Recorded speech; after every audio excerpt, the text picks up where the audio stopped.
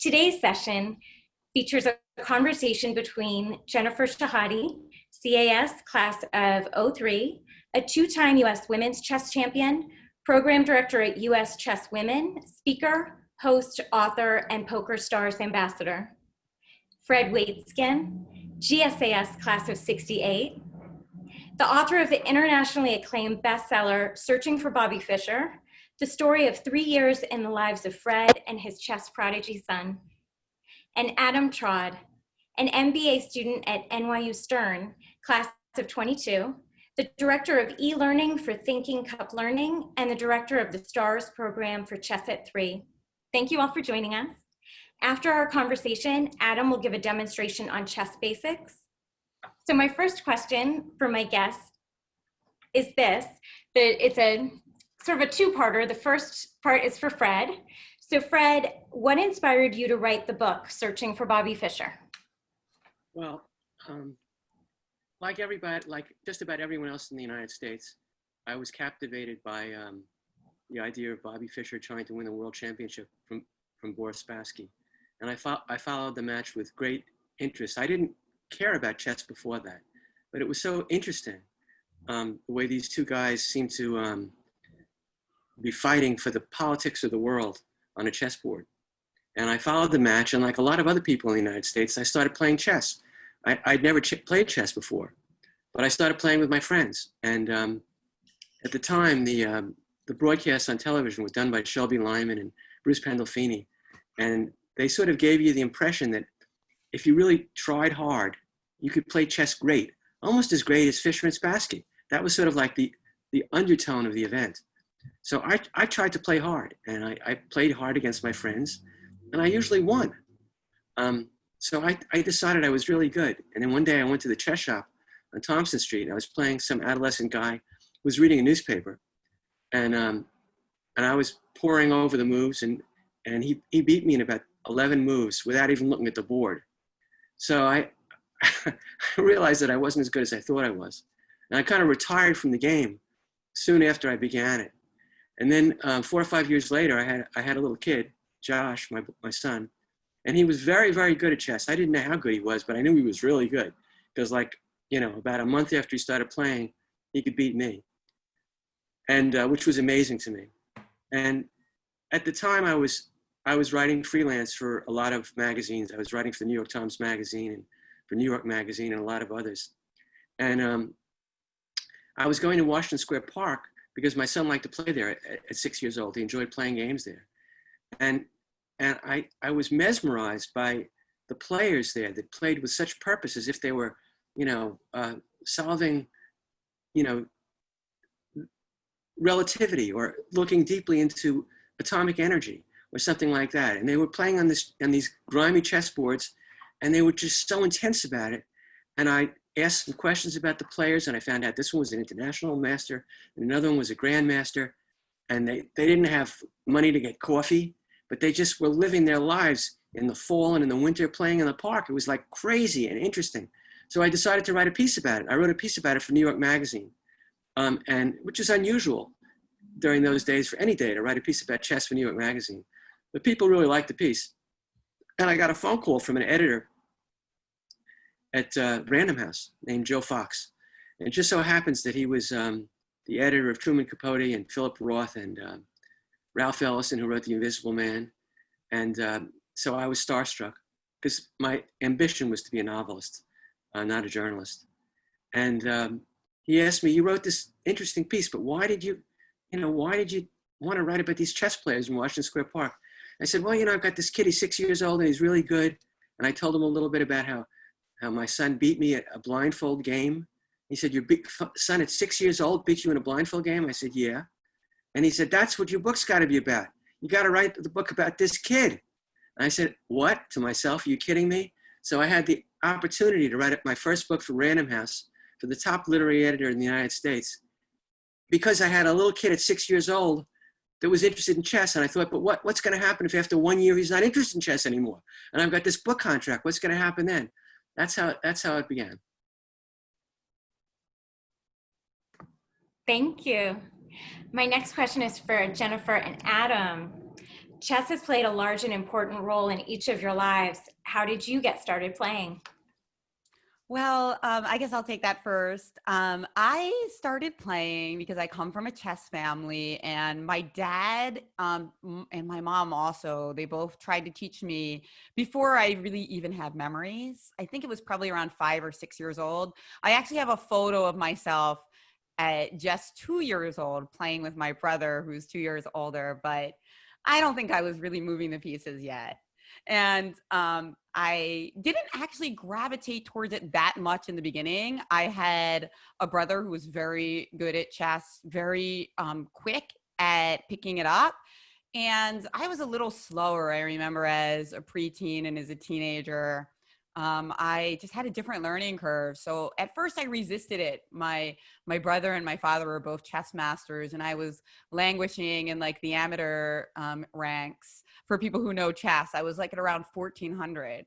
But then, one day I just, well, it really wasn't one day. It was more of a gradual process. But there was one tournament I remember in which I was already maybe about 13, and it went from being awful to be the only girl to suddenly being like, actually, this could be kind of fun.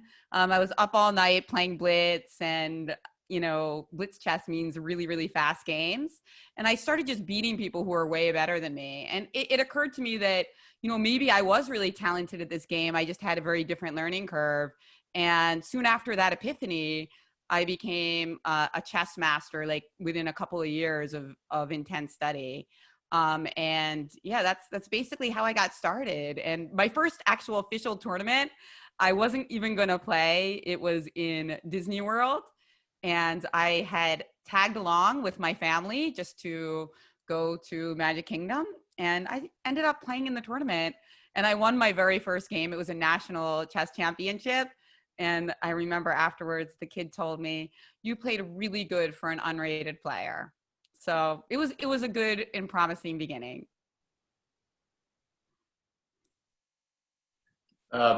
So my story is, I was pretty young, 4 or 5 years old, and my mother was a Montessori teacher, and the way they had structured the classes was they had like the fourth, fifth, and I think sixth graders all together, and so I was this 4 to 5 year old kid, high energy, and I was always sort of tagging along with my mom, and she had these students in her class who were definitely older than me, but I looked up to these guys, I idolized them, and I remember exactly where I was. It was during the summer, and there was this pool, and the older boys were like playing chess, and they kept doing these like quick checkmates and all these traps, and I was just like hooked right from that moment. So like I learned the lines, I learned the checkmates from a very young age, and then as I sort of grew up, I found myself having chess sleepovers with my friends, and I would stay up all night playing chess, and I had a very high motor. I still do, and so chess provided like a sense of calm, I think, for me, and a way for me to sort of focus and slow down and really express myself creatively. And I think that my parents actually did a pretty good job sort of balancing, a chess kid who was on the chess circuit. They always, took me to soccer practice and these other sorts of athletics and sports too. So I'm lucky that I sort of got to balance, the chess world, being a chess kid, with being pretty active as well. So yeah, I consider myself very lucky. And then I kind of quit playing when I got to high school. And I moved to New York when I was 18, and all of a sudden, here was this chess culture everywhere. I think it was like probably just a couple of days into my Mission Square and Union Square, and at that time I was, I don't know, like 14 or 1500. So I knew a little bit, but I hadn't really played since I was really 11 or 12, and so I just fell back in love with the game and fell in love with the culture of the city. And I used to love going to the Village Chess Shop, and actually my current company was born in the Village Chess Shop. So it's funny how things work out. Thank you. Fred, my next question is for you. What was your son's favorite thing about playing? Do you remember? Um, I'll try that. I'll try to circle that question a little bit.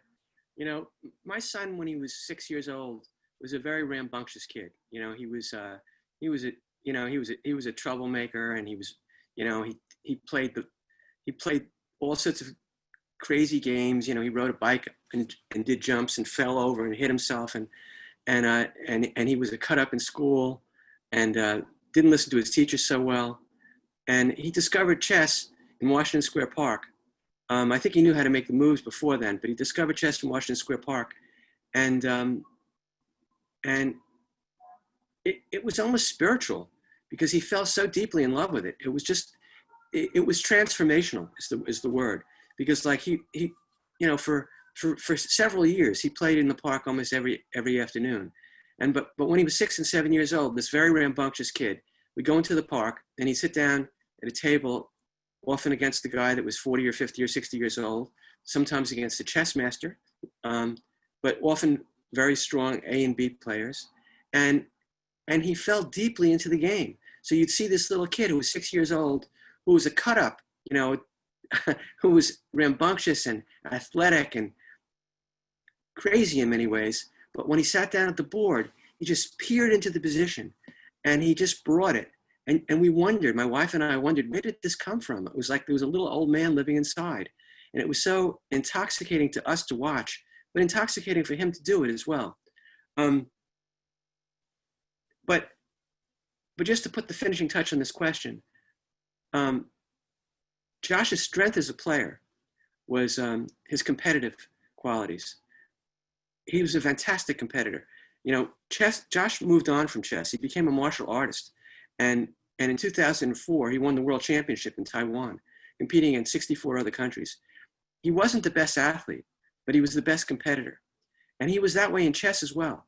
When he would play in a national championship, there were usually 4 or 5 other kids. Maybe he was the highest rated player, but maybe he was the 3rd highest rated player. There were always 4 or 5 kids that on paper would figure to win. But he almost always won. He won 8 national titles because he was a great competitor. Thank you. That's great to hear. Jennifer, I have a question for you. What is your favorite thing about playing chess? Well, there are so many great things about chess, but I guess the number one thing for me is that when you're playing in a tournament and you're playing a very serious, slow game, you lose all sense of time and reach like a total flow experience, which I think was very valuable for me as a teenager and then even young adult, because it kind of gave me the sense of how I should feel when I was doing other things and I wanted to excel. You know, whether it was writing or coming up with a creative idea. Chess was like the first thing that gave me that feeling. And then I knew what it was, so I could search for it in other parts of my life. I would say that's definitely number one. And then the second thing is the ability that chess gives you to travel and also to realize that there are people all over the world that play chess, different backgrounds, different countries, different ages, genders, and everybody on the board is playing on the same field, which I thought as a child, it was very valuable for me because I never felt like intimidated by people who are older than me, nor did I feel now when I interact with like, you know, teenagers or kids and mentor them or help them that I'm, you know, better than them or I, you know, am in this different realm because I'm a grown up and they're not. And I think that chess, that sense of you're not better than anyone and you're not worse than anyone, even though it's an intensely hierarchical system in terms of who's good at chess, in terms of humanity, I think it's a great training ground for that. Thank you. Adam, I have the same question for you. If you could share, what is your favorite thing about playing chess? Sure. And I'll probably open the question up to myself a little bit, seeing as how a lot of what I do is working with kids. You know, I kind of echo Jennifer's sentiment. You know, when I am in, I guess, let's see here, the southwestern corner, right? of Washington Square Park, and I'm just relaxing, and I find myself, and I play these like speed games, and I'm focused, but I don't feel over focused, and I'm relaxed, but I don't feel too relaxed, and I sort of achieved this state of flow. This is the buzzword around chess. I'm just in kind of my zone, and the moves that I make, like, I guess there's a reason why I make them, but I'm just in it, and it just feels artistic, and I think that's like a lot of what happiness is. I've done the research, and I've done the studies and put a lot of hours into chess, and all of my collective knowledge has gotten me to a point where I'm able to sort of express that. And when I think about like happiness, for example, I think of flow in a similar light. That's where I'm happy. And then I got involved in teaching, and that definition sort of completely changed. So what I enjoy the most these days is being able to share this with especially young children. So Chess at 3, company I work for, we mainly teach 3 to 7-year-olds to play chess, which is pretty fun, pretty entertaining. We hear lots of interesting stories, and we tell lots of interesting stories. And so, that's the biggest thing that I enjoy now is, being able to kind of spread chess and make it available to a larger audience than just what is sort of traditionally defined as like the chess community or people who are like seriously involved in chess. I think nowadays, especially, we're seeing a trend where more and more kids are playing chess, and more and more competing, but more and more also just playing and having fun and sharing it with their family. So those are definitely the two things that I enjoy the most about my experience with chess. Thank you. My next question is for all three of you. Do you have any advice you can share with alumni who are just starting to play or who want to learn how to play? Who do you want to speak? Fred, do you want to go first? Okay, I'll go first. I think in a certain way, Adam and Jennifer are better suited to answer this question than I am, because I'm more of a chess watcher than a chess player. So this is what I'd say about that. I think that it's a great game, and it can bring great pleasure to life. But I would say, and forgive me on this, beware, because a lot of my writing on chess that I did for many years in my life, I found chess players fascinating because very often the game was so important to them that the rest of life kind of drifted into the background. And Adam talked about going to the chess shop. I used to go to the chess shop also to watch, and I would see the same faces through the window through the seasons. And I would talk to some of these guys. And guys gave up marriages because their wives couldn't cope with the fact that they were spending so much time in the chess shop. For what reason? And then on a personal level, I was so attracted to writing about chess, the game itself and the personalities, that it was very hard for me to move away from chess. And frankly speaking, it was my son that suggested, when he decided to leave the game when he was about 20, he said to me, Dad, you still have a lot of time to write other kinds of books. If you don't make your move, you're going to be writing about chess for your whole life. And it was very hard for me to stop writing about chess because the palette was intoxicating. But then when I moved away from chess, it was wonderful that I had it, and then it was wonderful to move away and write about the world from a different angle. So that's what I would say. Enjoy it, but beware. It can take over your life. Well, I'll tackle this perspective from the adult learner, as I'm sure Adam has great advice about the little ones learning chess at 3. I do have a 3-year-old myself, but I think that for adults who want to learn, like one thing I think to make sure that you're vigilant about chess being a positive force in your life is to monitor how you're playing it. Like a lot of people get a lot of joy from like watching top chess competitions on the internet. There's actually an entire branch of chess that is called problem solving or puzzles, which doesn't have to do with beating opponents or getting better at a full game, which is actually kind of like the art aspect of chess, where you're just trying to solve beautiful examples of things that happen in chess history, or even that somebody created from scratch. So it's kind of like more of like a video game that you play against yourself, not against somebody else. And I think that that can be really great for people who are easily frustrated by getting beaten and aren't getting a lot of happiness from that. So there's so many different ways to approach chess. You can approach the history of it because it's a real like time capsule. The best way to actually get started, there's infinite resources online.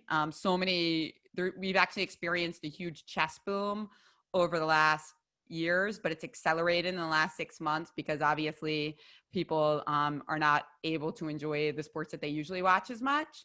And so there's just an outpouring of great content. And we're kind of lucky because chess is also known as an educational tool, that a lot of people just put it out there as like a public service. So a lot of it's really free, and it's a great way to learn. But I would encourage you, because everybody's screen time has gone way up because of the pandemic, to also try to get your hands on a real chess set, even though it can be challenging to find someone at your own level.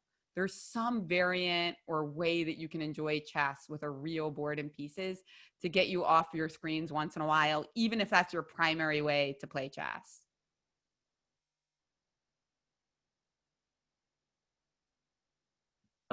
Yes, I can, I guess, speak to a little bit more of like the family dynamics for, you know, if you have a student who's starting out or you're starting yourself. I think it's important to sort of set the expectations for what you want out of chess. You know, as Jennifer mentions, I think there's a lot of different ways you can experience chess. And I think, well, at least the way I think about chess is, you know, it is a tool that has numerous benefits. And if you're a parent, for example, and you want your child to really, like, you know, I guess, grasp these benefits and take these benefits and allow them to be lifelong learning tools, I do think you have to manage the expectation of sort of what your expectations are for your student, for your child. And so, you know, part of that is cultivating an atmosphere that is conducive to learning for your student, right? So, you know, I think as a parent, you have to be able to take the perspective that, you know, your job is to foster your students' you know, admiration for chess, and you want to keep that kind of going, right? We don't want to, you know, pressure the kids too much or sort of keep at them to a point where they don't want to play anymore. And I think that because of the numerous benefits, right? I mean, there's all the benefits that come to mind, right? Like analytical thinking and problem solving, pattern recognition, and all these frameworks, which are really helpful throughout your life. I think it's important to sort of foster those. But, you know, if you do have a student who's exceptionally gifted, I do think it's important to create balance and sort of, you know, provide your student just the best environment depending on sort of where they are, and, you know, play it together as a family. Family chess, I can't think of what else can be really better than that. So I highly recommend family chess and sort of managing expectations.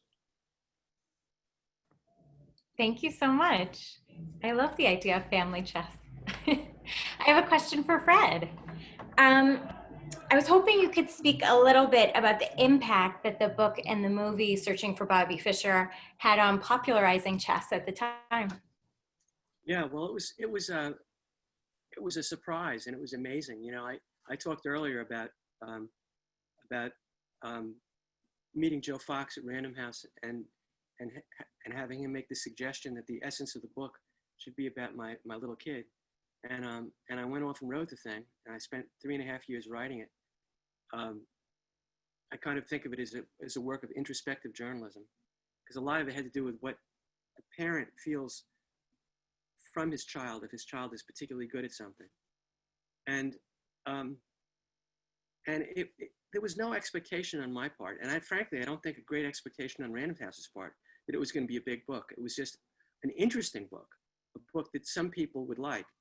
But we were all stunned because it had an explosive impact. And of course, there's a synergy because like 3 or 4 years after the book came out, the movie came out, and the relationship between the book and the movie was electric.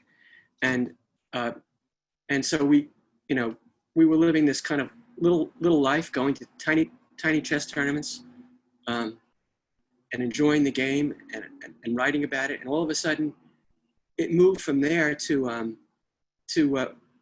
virtually we're on every television show, Josh and I, talking about this book.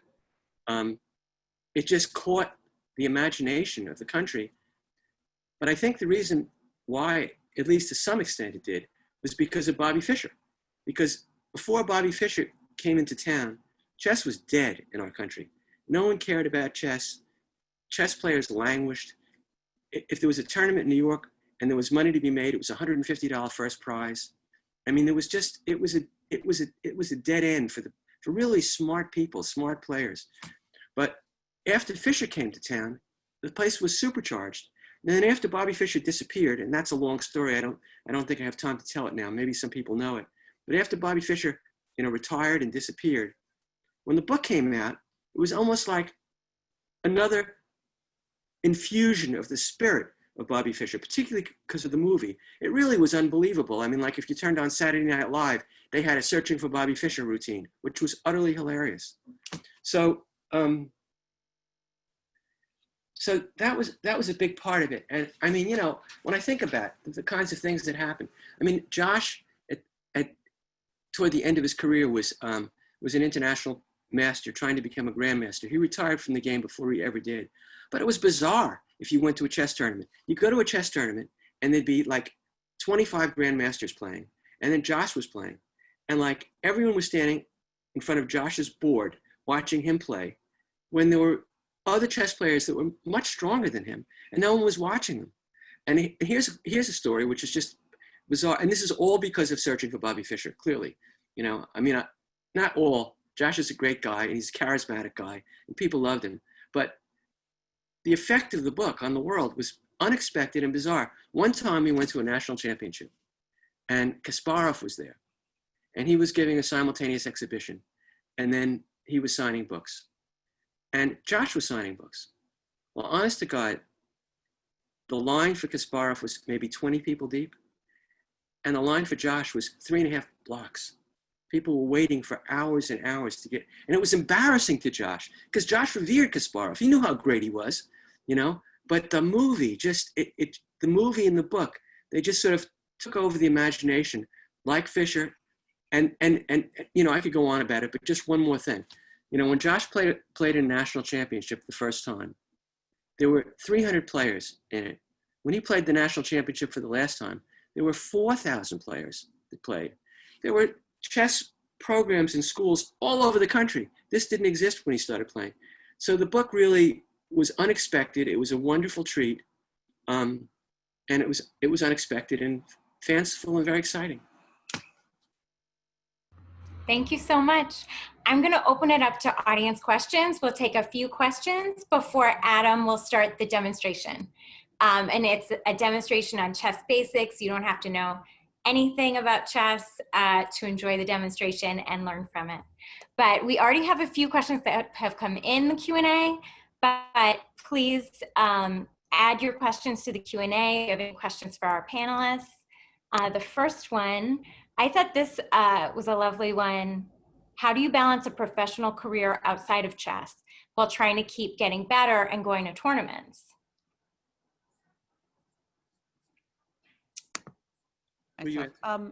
I'd say that's really difficult depending on how good you get at chess and also just your aptitude. It really depends on the person. Magnus Carlsen is our current world champion, and he leads a very diverse life outside chess, plays sports, has all sorts of hobbies, and he's still the #1 chess player in the world. But that tends to be the exception. Most people have to work very, very hard to stay at the very top of the game. And, I think it's luckily at the levels underneath that, like where you're trying to become national champion, not the world champion, you can definitely create some balance, but it's definitely not easy because chess is really demanding. There's a lot of information out there to study. Absolutely. We have another question. Any quick tips for newbies for easy, effective moves?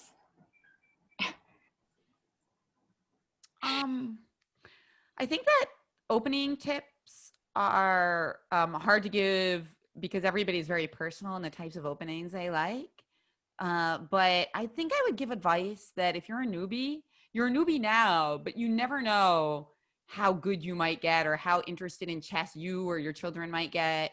So you might as well play really good openings. It's like if you go to the gym, even if you're not going to be an Olympian, you want to have great form when you lift weights, right? Because it's a building block. So if you get more serious about chess, why not play a great opening like the Roy Lopez or the Sicilian? Sure, you could play some like substandard opening and do totally fine if you're new to the game. But then if you keep playing for 10 years, you might be like, wait, why am I playing this opening? So that's my advice. We have another question that just came in, and a few people had the same question, so I'm going to ask you all this one. How do you relate the chess game to your work life or your school life or your personal life? Were there any skills you learned that made you think outside the box, or problem-solving domains? Yeah, I mean, I can try to attack this one a little bit. It's often hard to realize when I'm sort of like using a chess framework in my life, right? But I would say that, you know, it's sometimes when if you're really trying to improve with chess, you kind of have to focus on the details. You know, one step at a time. You know, you learn these different lines, these different variations, and it's a sort of methodical approach, right? And actually, in one of Josh's books, Fred, he talks about like making the circle smaller and sort of like, you know, narrowing down what you're learning so that when you sort of grow, you can, you know, have such a solid foundation that you're able to really master the content. And so like, I always think about when I was studying for like the entrance exam, the GMAT for Stern, you know, I've never been a great test taker. And so since I've like been so involved in chess in the past 10 years, I was able to sort of think about it a little bit differently and sort of think about the patterns and think about the question types and the frequency of the question types and sort of like what I would be seeing, almost using like game theory to sort of like plan out, you know, my strategy for attacking this test. And I like got to such a minute detail for all of the questions. Like I would study the number properties. I remember specifically so intensely, and like my last question was one that I probably never would have studied, but there was one hint in the question that allowed me to sort of get it right. So you know, and then of course I think about, you know, just teamwork and how, you know, the interrelatedness of you know, different assets. So from like a business perspective, how you know, you can have cross-functional teams, and I mean the list goes on and on. Hope that's clear. Definitely, it's a very big question, but I'll just give one comment, being that women's empowerment is so important to me. I think that chess teaches you that it's better to err on the side of overconfidence when you're in performance mode, like playing chess or in a meeting, an important meeting or an interview. And it's better to then be, you know, normal confidence, maybe even a little bit self-critical after or before. So that ability to switch it on and off, really important. Because if you're self-critical while you're playing or while you're in an important moment, you're going to often falter and underperform. You got to believe in yourself 100% when you're performing, but then switching it off and working on your weaknesses is difficult to be able to have both. You know, when I was writing Kasparov's biography, I asked him a question which kind of touches on your answer. I said to him, what do you do when you're not feeling confident, when you're feeling threatened, you know, when you're feeling weak? He said, I try to pretend like I'm confident. Yeah, that's great. Yeah, I've used that as well. Just like your posture, and just try to fake it until you make it, for sure. Thank you so much. I think we'll give a round of applause to Fred, Jennifer, and Adam for your amazing insights about playing chess and the benefits of learning chess. And I will pass it over to Adam to do a demonstration.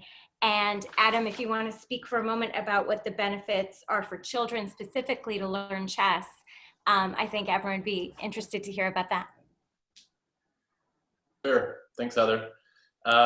Yeah, so I can talk a little bit about sort of how this demo will go. You know, I work for this company, Chess at 3, and what I'm going to try to do is describe sort of the basic moves, basic rules, and then 3 basic strategies. I'll try to give sort of a version for the grown-ups, and then if there is any kids watching, I'll try to include a few brief stories in there as well to sort of relate the rules of the game to our younger audience as well. But especially for the younger students, I think that now is such a great time to start learning chess if you're not learning already. You know, in addition to just being a great, healthy activity to participate in and share with your friends and your family, you know, I think it's pretty well documented that, you know, from an academic perspective, it has a wonderful effect kind of across the board. You know, the way we teach chess is through stories. So everything that we do starts with a story. So any idea we want to, you know, pass over to our students, we start with a story. And I think that, especially using the narrative format, we really are able to see additional benefits for the involvement of the game. You know, verbal skills, you know, it's really shocking the whole, you know, there's just so many things that, you know, really are beneficial for the students. You know, critical thinking, pattern recognition. And I think what excites me the most about it is using chess as a vehicle to communicate additional ideas, right? So in our curriculum, beyond, you know, we kind of do basic pieces, basic strategies, and then as we sort of build, we also bring over other ideas. So sportsmanship. You know, there's one story about this king who's not so nice, and we sort of ask students like, what would you do in this situation? How does it feel? And so instead of trying to like teach rules to children, we're explaining situations, we're telling stories that sort of allow them to draw their own conclusions, and then they're owning the ideas. And so I think it, in particular, chess is a great vehicle to sort of communicate other ideas that are important in life. So I think lots of benefits, but those are the ones that definitely most excite me. So in the limited time we have, I will do my best to be thorough with the rules and the basic strategies. Let's see what happens. I'll share my screen now. Okie doke. All right, Heather, you guys can see the screen okay? Awesome. All right, so this is a chessboard, 64 squares, checkered, and it has both light and dark squares. I also want to take a moment to acknowledge that perhaps my mouse clicks may be a little bit loud. Sorry about that. Yeah, so we have the light, every chessboard has light squares and dark squares. All right, so we're gonna start with both kings on the board. So these are the kings. Now for the grown-ups watching, they can take one step in any direction. So up, down, side to side, or diagonal. And the objective of chess, of course, is to surround your opponent's king with no escape squares. Now my favorite part about the kings is the story for the youngsters. So we say that this king is King Chomper, and King Chomper loves to eat. He loves it more than anything in the entire world. He has his own personal chef, Chef Squishy Feet, and every morning for breakfast he eats 10 pancakes. For lunch, 20 sandwiches. For dinner, 30 pizzas. And of course the students are like, this is crazy, that's so much food. And the first thing we ask the students is, what do you think King Chompers looks like? Is he small? Like, is he really small? No, he's really big, he's a huge belly. And so the idea here is we create this image of King Chompers, and when we ask them how they think King Chompers can move, do they can move very far all over the board, or do you think he moves very slow, one step at a time? They're able to communicate that probably one step at a time. So the whole idea is to communicate the, you know, give the story, give the reason for the why before the how. So it's almost like the students are able to figure it out on their own. So one step at a time, sort of in direction.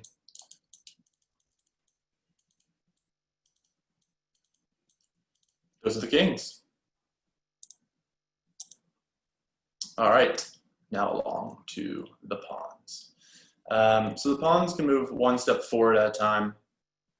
On their this is the most confusing piece, by the way, for everyone out there who is just learning chess for the first time, in my opinion. So one step forward at a time, but on their first move, they can choose to move 1, or 1, 2. So the pawns can also capture in a very special way. We're going to get to that in just a little bit.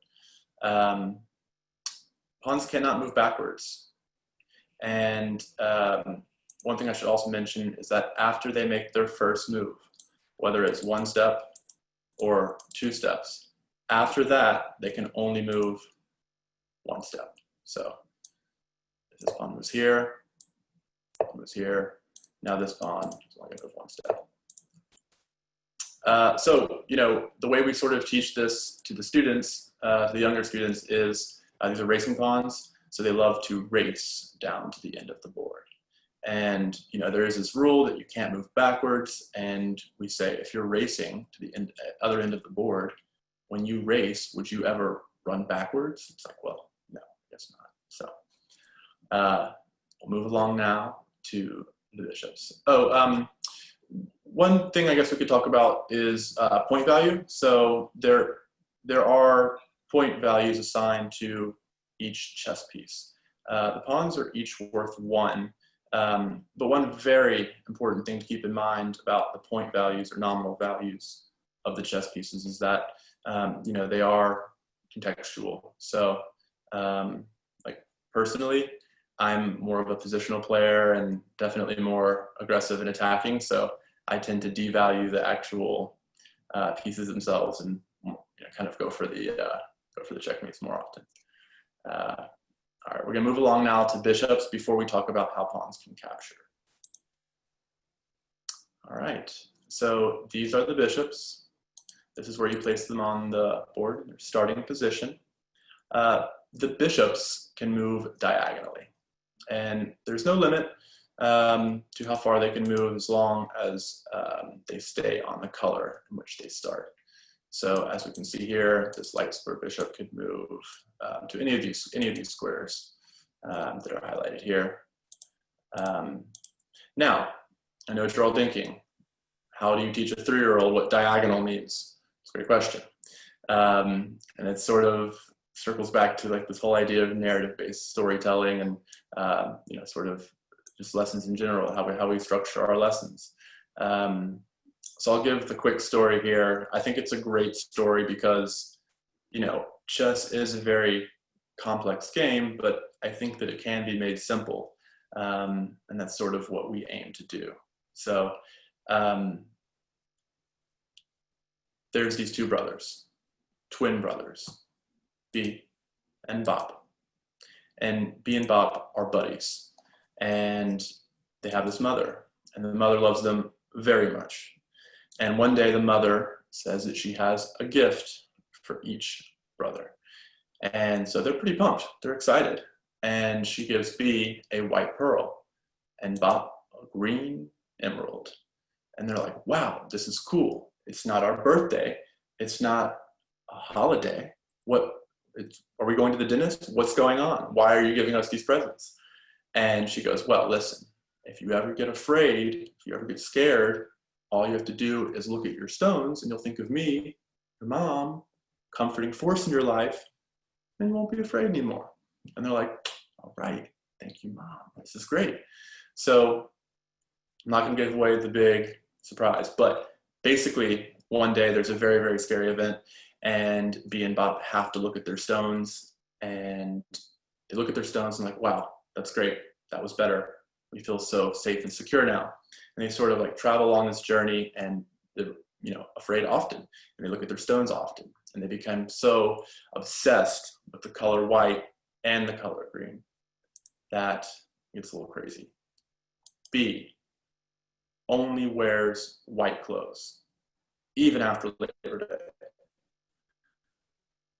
And he only eats white. And Bob only wears green clothes and only eats green foods. And so eventually, when they're invited to play chess, it's very natural that B would only move on the color that he loves, and Bob would only move on the color that he loves. And so that's sort of how we structure, you know, our curriculum, whether it's learning how the bishops move or whether it's learning, you know, the Sicilian dragon. We have a story behind everything. Great, so now we can move along to pawns capturing. So we just learned about the bishops and how the bishops move diagonally. And basically pawns can capture diagonally. So there has to be a piece diagonally one square in front of any pawn that is considering capturing. So right here, I could capture, but here I could not because there's no piece there. So if you think about the pawn, it's a pretty complex piece, right? It has two different ways it can move on its first move. After that, just one. And it also can capture a piece diagonally in two different directions. And also, if you get a pawn to the end of the board, you can promote it into a different piece. So the pawn is actually fairly complicated, but pawn capturing, hopefully, is viewed as simple. And so, you know, if this black pawn played here, then the white pawn could capture. But of course, this black pawn could capture back. All right, we're going to move along now to the knights. I did forget to mention that the bishops are each worth 3 points, although there is a situation in which you might value them together as 4 points if your opponent has a mixed pair. We can talk about that in a second. So these are the knights. Kind of a flipped mentality from the pawns. The knights move in an L shape. So this knight could move here, for example. I think a lot of people think of the knight as a complex piece and maybe one of the trickier chess pieces. Our students find this one of the easiest pieces to learn.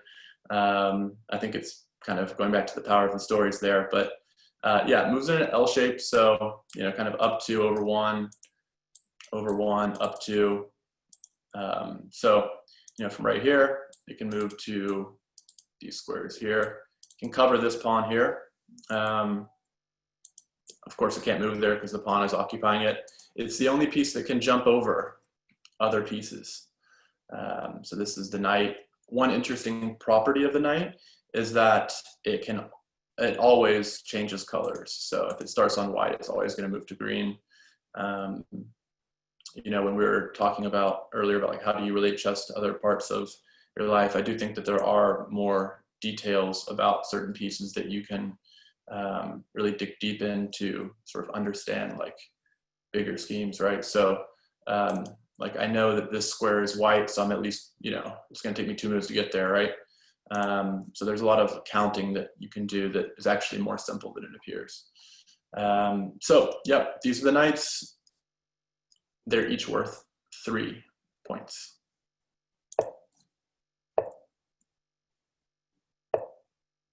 Okie doke. We'll move along now to the rooks. All right, so these are the rooks. They can move up and down and side to side. So up or down, I suppose. And of course, side to side. And there's no limit on the number of squares they can move. Each of them are worth 5 points. They're a great piece to have. They cover a lot of space. I think that's, you know, why they're valued a little bit higher. They're also great for protection. So one thing we can notice here is that rooks cover a lot of space. You know, it's pretty easy to sort of see why the rooks can be so efficient and effective. All right, so those are the rooks, and we only have one more piece, the queen. Everyone's favorite piece, right? So the queen is great. She can move like a rook up and down the side, or she can also move diagonally, like a bishop. So if you consider the value of a rook, 5 points, the value of a bishop, 3 points, you get 8 points. But since the queen can change the color that she's on, she can move diagonally on the green. Of course, she could also move diagonally on the white if she moved to a white square. So a very versatile piece, very dynamic, kind of the boss. Great, so we've learned the rules of all the pieces now. We're gonna put them all together. And here we have the start of a chess game. As you can see here, 8 pawns, 2 rooks, 2 knights, 2 bishops, queen, and a king.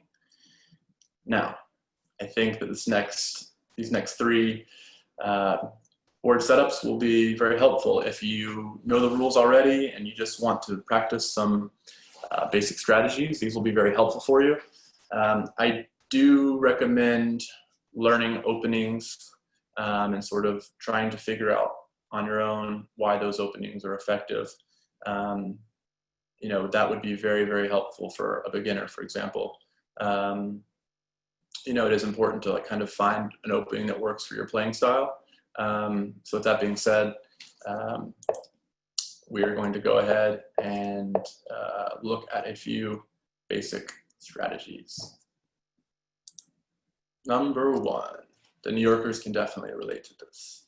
Location, location, location. So first idea, control the center. This is the center of the board. It's the most important place on the board. And the reason why is that pieces are the most efficient and dynamic when they're placed near the center of the board. So let's see a couple of basic moves here.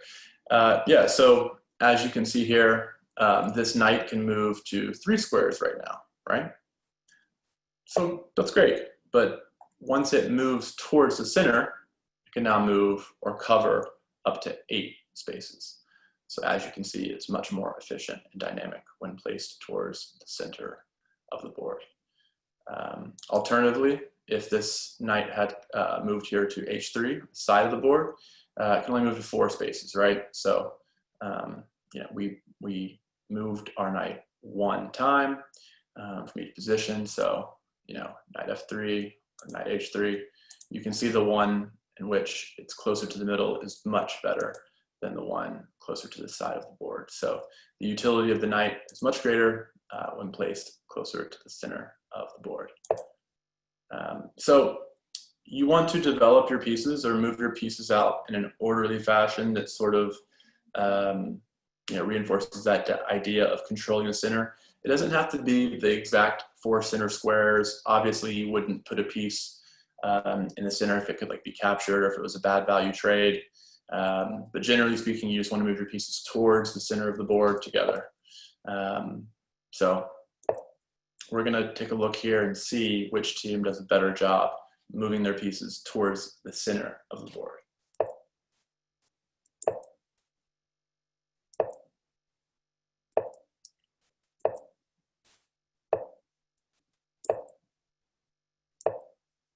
So as you can see here, it's no secret, white has done a much better job centralizing their pieces than has black. We talked about that sort of nominal value earlier. I don't think it's so important, especially for beginners, but I think white's ahead here by approximately 2 points, even though there haven't really been any exchanges. So it just goes to show that when you think about the ability of your pieces, what can your pieces do, how many squares can they cover, what are their capabilities, these are the important things to be asking yourself about your pieces. You want to constantly increase the utility, the usefulness of your pieces. So when you move them towards the center, it's exactly what you do. All right, next big thing, safety. So we first talked about how it's a good idea to get your pieces to the middle of the board because they can do more when they're in the center, generally speaking. So, you know, it is your job as a chess player to not only attack and surround your opponent's king, but also protect your king at the same time. So we're going to do our best to learn how to do that today. The move castling, basically you have to get your king to see your rook, meaning there should not be any pieces in between. 2 ways to do it. You could do it king side or to the side of the king. You could also do it queen side or to the side of the queen. Either way, you first need to develop those pieces we talked about earlier so that your king and your rook do not have any pieces in between them. They can see each other basically on the back row. Great, right, so now our king can see our rook. This is great. We can go ahead and do some normal development though first. Great. So this is the move. The king is always going to move 2 steps. There are a couple rules. I'll mention them briefly. You know, your king and your rook, they can only do this castling maneuver if neither of them have made a move already. And you can't move through check, right? So, you know, if there was a piece that was attacking one of these 2 squares, you know, then the king could not move through check. And also, I suppose if there was a piece here, like if the queen, black queen was here and it was attacking the king, you can't castle out of check.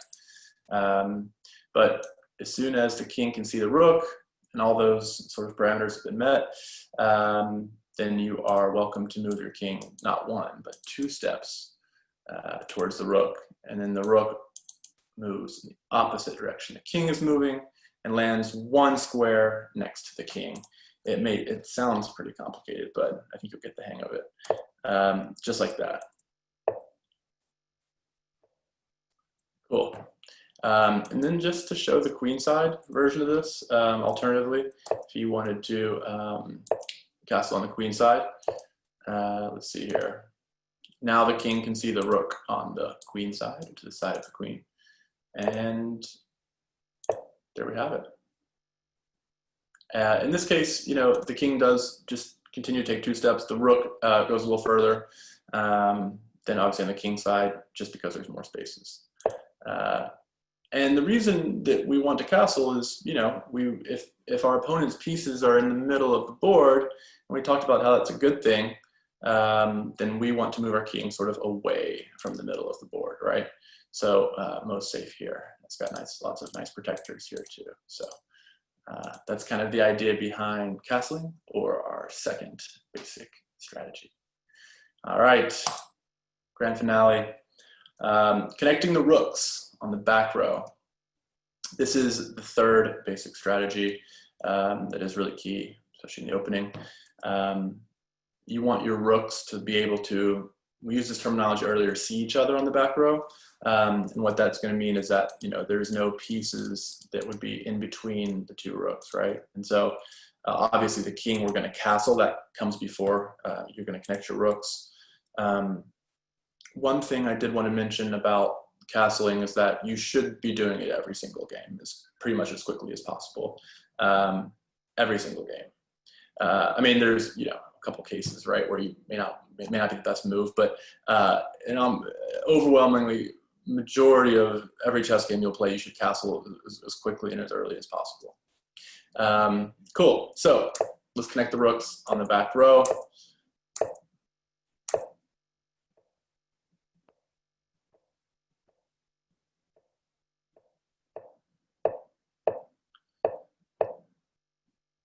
Great. So now we're going to be able to accomplish this goal of castling our king and connecting our rooks on the back row in 1 move. So there we have it. This is great. It gives the rooks flexibility, gives them space to move, right? It's increased their utility. And what we've also done here is we know that for our rooks to be connected in the back row, that we will have had to develop these pieces that are highlighted right here. So, you know, we've developed these pieces. They're all out. Our rooks are connected. We're controlling the center. Developed our pieces, castled our king, rooks are connected. Those are the rules, 3 basic strategies. And thank you so much for watching. If any of you have any questions, I left my email addresses here, so feel free to email me any questions. And then I think we're also going to have some time now for any that you all might have. Thank you so much, Adam. A question did come in. What does it mean for a knight to cover a pawn? So essentially what that means is the knight can't actually move to that square, but it can protect that pawn. So if an enemy piece was attacking that pawn, then your knight would cover that pawn or protect that pawn. That's all that means. Another good question, why is it helpful to connect the rooks? Great question. Well, I always say that it's important for pieces that can move in a similar way to be connected to each other. But as we mentioned, if those rooks are connected, then you have developed those pieces. It's impossible for the rooks not to be connected if you haven't developed those pieces. So when you don't develop your pieces, like we saw, the knight could only move to 3 squares, and then once you developed it, it could move to 8 squares. So you really are missing out on a lot of opportunities. So it's helpful for the rooks to be able to control the back row and slide to the middle if they wanted to, or kind of push the pawns down the board.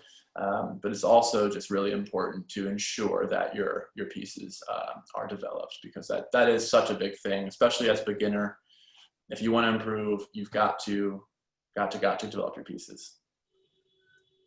Another great question, what does a pawn become after it reaches the end of the board? Wow, amazing question. So almost always you will promote to a queen. You are also allowed to promote to a knight or a bishop or a rook. And there are instances in which you would want to do that, but they are highly situational. You would promote to a knight if there was an opportunity for a fork, or you might promote to a rook if there was going to be a stalemate. But these are all situations that are,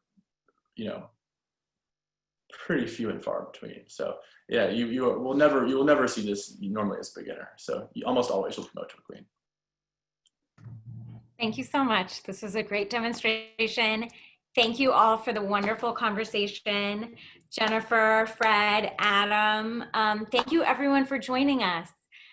This was wonderful. It was a family-friendly event, which I hope everyone enjoyed. I know I enjoyed the questions coming in about how to teach your kids.